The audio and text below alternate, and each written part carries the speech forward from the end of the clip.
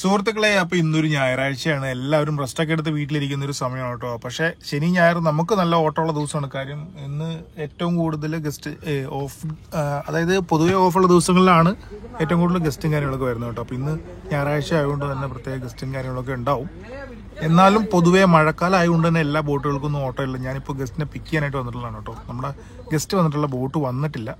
അപ്പോൾ ആ ഒരു സമയത്ത് പിള്ളേരോട് ചൂണ്ടിടുന്നതുകൊണ്ടാണ് കേട്ടോ. പക്ഷെ അവന്മാർക്കൊന്നും കിട്ടിയില്ല, അതുകൊണ്ട് തന്നെ കാണിക്കാനൊന്നും തന്നെ ഇല്ല കേട്ടോ. ചോദിച്ചപ്പോഴേക്കും അവന്മാർ പറഞ്ഞു, ചേട്ടാ കുറേ നേരമായിട്ട് ഇവിടെ ചൂണ്ടിടാണ്, ഒന്നും കിട്ടിയില്ല. ഒരു മഞ്ഞക്കൂരിയോ മറ്റേ കിട്ടിയിട്ടുണ്ട്, അതും തീരെ ചെറുതാണ് കേട്ടോ. അവന്മാർ 5-6 പേര് ചൂണ്ടിടാനായിട്ട് വന്നിട്ടുള്ള ഒന്നും തന്നെ കിട്ടിയില്ല. അങ്ങനെ നിൽക്കുന്ന സമയത്ത് അവന്മാർ ചൂണ്ടിടുന്ന സ്പേസിലേക്കാണ് നമ്മുടെ ഈ ഒരു ഹൗസ് ബോട്ട് വരുന്നത്. നമ്മുടെ ഗസ്റ്റുള്ള ഹൗസ് ബോട്ടല്ല, വേറെ ബോട്ടാണ്. പക്ഷേ 2 ബോട്ട് വരുമ്പോഴത്തേക്കും അവന്മാരെ ചൂണ്ടിടുന്ന കംപ്ലീറ്റ് സ്ഥലവും ഫില്ലാവും. അത്രയും വലുതാണ് കേട്ടോ ബോട്ട്.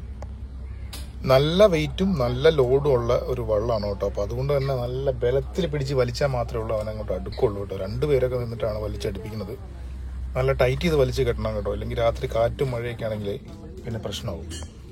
അപ്പോഴത്തെ ചേട്ടൻ നമ്മുടെ ബാഹുബലിയിലെ പ്രഭാസ് ശിവലിംഗം തള്ളണ പോലെയൊക്കെ തള്ളുന്നുണ്ട് കേട്ടോ. തള്ളി വലിച്ച് ടൈറ്റ് ചെയ്ത് കെട്ടുന്നുണ്ട് കേട്ടോ. നല്ല സേഫ്റ്റി ആയിട്ട് കെട്ടുന്നുണ്ട്. സ്ഥിരം പരിപാടി ഉണ്ട്, അവർക്ക് കറക്റ്റായിട്ട് അറിയാൻ കാര്യങ്ങൾ കേട്ടോ.